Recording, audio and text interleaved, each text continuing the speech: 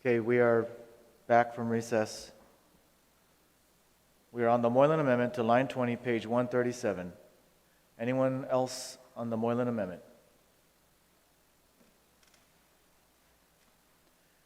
Anyone else on the amendment? Seeing no one, Senator Moylan, you may close. Thank you, Mr. Chairman. Thank you, colleagues, for the discussion. Mr. Chairman, I request the support, of course, for this amendment. What we've seen lately through our recent executive order, where executive branch comes down and basically orders a citation without the legislature knowing, the People's House, orders fines, $100 per person and up to $10,000 for businesses if not following the mandatory requirements about vaccination and treatment. We've heard comments of it's a pandemic of the unvaccinated, and people were really upset and caused a lot of division. And the governor did listen because there was a change in the executive order. But that change didn't come from any public hearing, and it didn't come from the public's house, the legislature. Our voices weren't heard, but I think the pressure was applied enough. That change came down. But what that executive order has done is it's created division and really has impacted our small businesses. You drive down and drive around and you can see businesses have been hit bad. I was at a recent restaurant there, and the amount of people inside there were just, I felt like I was a VIP there because basically I was almost the only one in there. Instantly, that had an effect. Instantly. But that executive order had no public hearing. And in fact, that executive order was, as we read in the papers, wasn't what the advisors to the governor understood would happen. Guam Hotel and Restaurant Association was, you can say, shocked. That's not what our recommendations were. The Physicians Advisory Group, shocked as well. In fact, the president there resigned because it affected the freedom of the public. And that executive order was, believed it was signed on a Friday and it was effective on a Monday. It wasn't vetted at all. And the feedback we get from those close to the governor, well, if they did express it differently, it wasn't heard. But where can we hear that? We can hear it here in Congress building. What this amendment does is it doesn't tell the governor no, but it tells the governor, come to the legislature. Unite with the people through the legislature. Let our voices are equal. Our branch is equal. And this is the people's house. Mr. Chair, this is what this amendment will do. It should bring unity, allow us to speak, and the voices of the people to be heard. Thank you, Mr. Chair. Thank you, Senator Moylan. There's been an objection to the motion. Mr. Chair, can we have everyone in the hall for the vote, please? We did that yesterday when Chairman was... making a motion? Yeah, everyone State your should motion. be here. Okay, I make a motion that we call everyone in for vote. We're missing just one or two. Motion for recess, Mr. Chair. Moment's recess.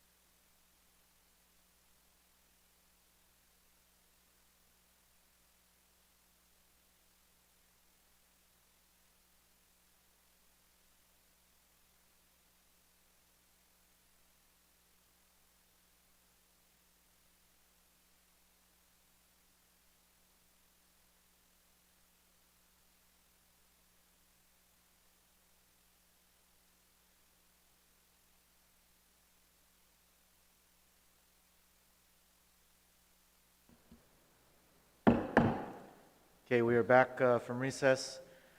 We're on the Moylan Amendment to line 20, page 137. There has been an objection on the grounds that this amendment should have its own public hearing. All those in favor of the motion signify by raising your hands. All those in favor of the amendment signify by raising your hands. All those in favor of the amendment signify by raising your hands. Motion fails.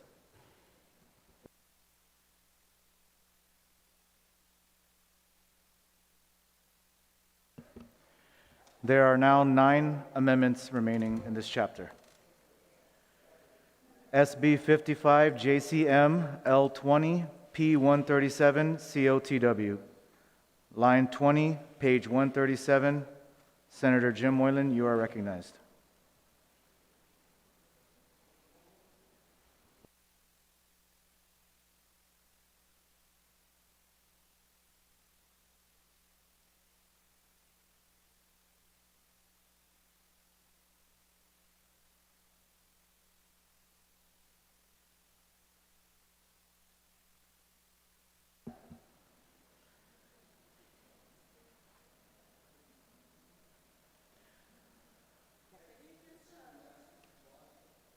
Again, this is SB 55 JCM, line 20, page 137, COTW. Line 20, page 137.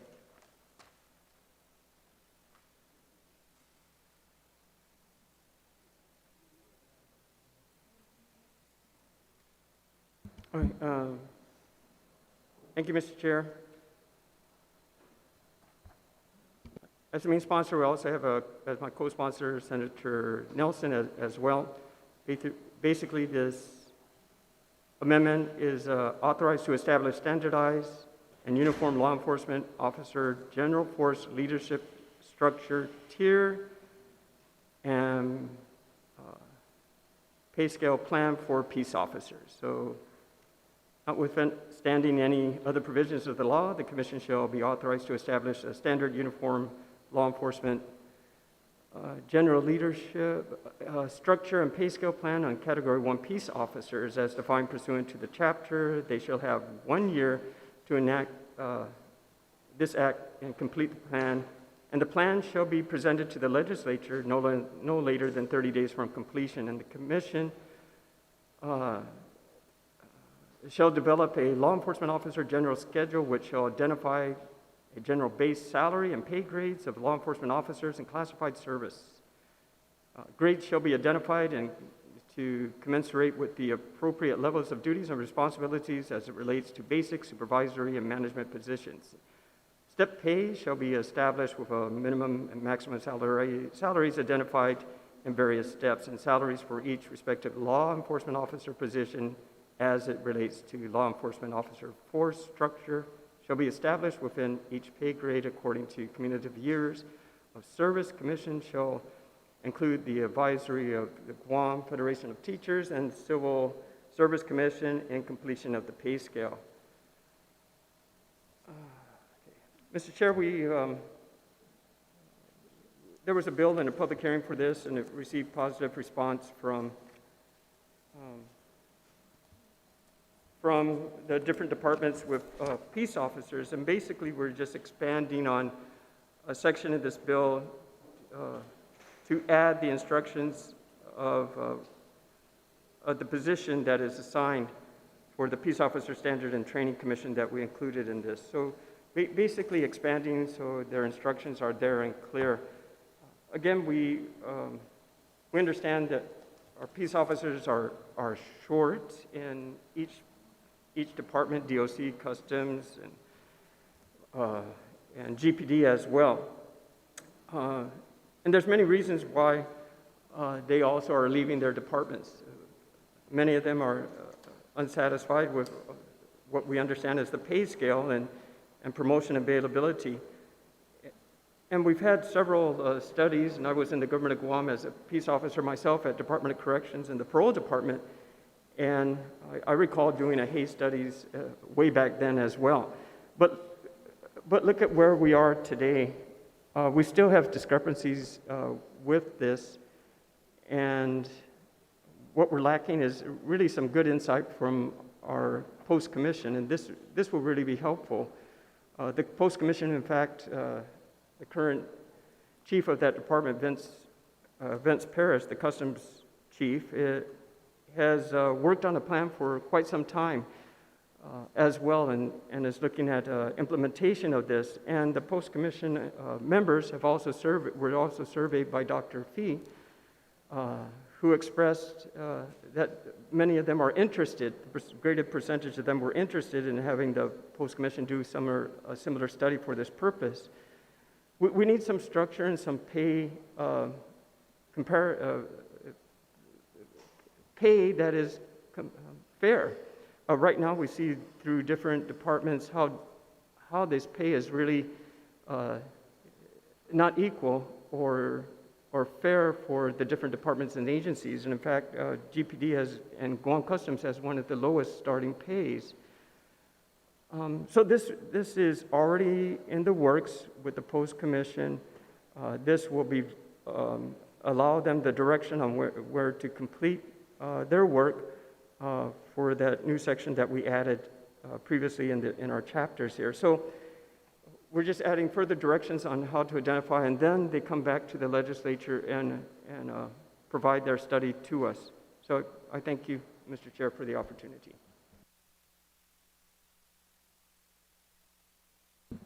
Thank you, Senator Moylan. Anyone on the amendment? Senator Brown, you're recognized. You know, again, Mr. Chair, I mean, we're adding another process of doing another study.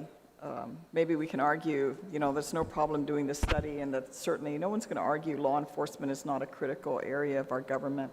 I did attend the public hearing, and I did hear the testimony that was provided on this. But, you know, I'm wondering, is this the proper process through this commission to be able to determine what the amounts and the in terms of promotion and things of that nature, and then mandating that the union be involved in this process and the Civil Service Commission? I mean, normally when we look at pay scales, I mean, you have an entity that has professional capabilities of evaluating this that's really not directly in conflict, I guess, because it's almost like you're having the parties within the same house determine what those pay scales should be, rather than an independent party that has the expertise that can come in and provide an unbiased view on what these pay scales should be, and especially a mandate that the union be a member of this process. I don't know. I mean, it's not normally a Republican position if I'm going to take it from that angle. I just think these issues are important enough. I mean, there's a bill that was introduced with regards to that. I would rather debate that issue separate from the budget bill. And I'm certainly open in the future, if we have the resources to address these type of increases for our law enforcement, as many others. I mean, we can go down the list of how many positions at this time that we're challenged with right now that this current bill is incorporating to look at pay increases at this time.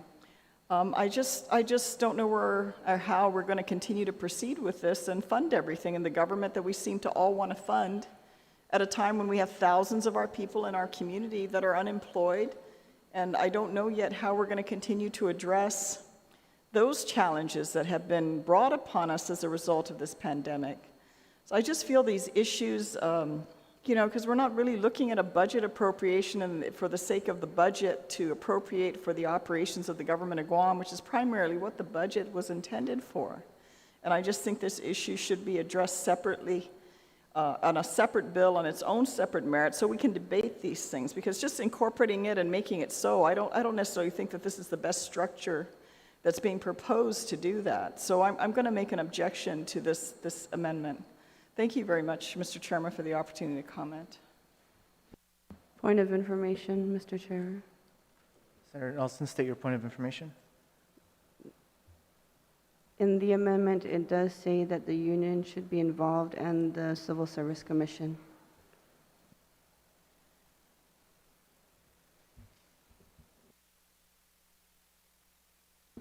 Senator Titlery, you're recognized. Suzus Mossy, Mr. Chair. Mr. Chair, I have a concern with this amendment, specifically because of the last sentence. The commission shall include the advisory of the Guam Federation of Teachers. They're not a government of Guam agency. We cannot, put this in law, forcing these individuals, who is a nonprofit organization, to move forward. So I think legal advice, number one, I think it's, I don't know anywhere else, but when you're putting the word shall include, what if they decide not to be a part of this? We can't dictate that.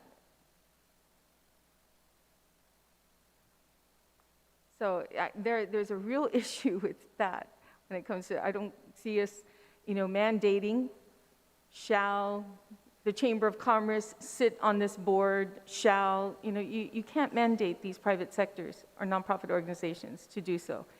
We can do that when it comes to department and agencies. So I think legal needs to look at that to see if it can be done, but I don't think so. So if it takes short recess, I'll go see legal and look for those answers there. Thank you, Mr. Chair. We'll take a short recess.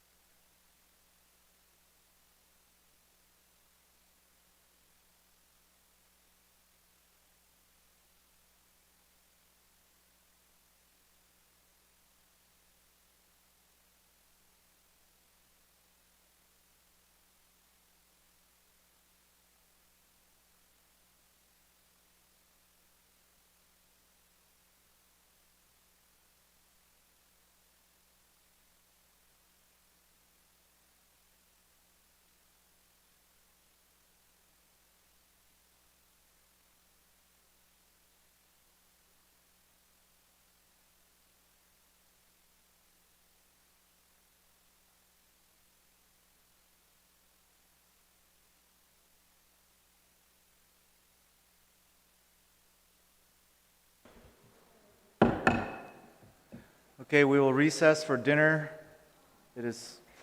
We'll recess until 6:30.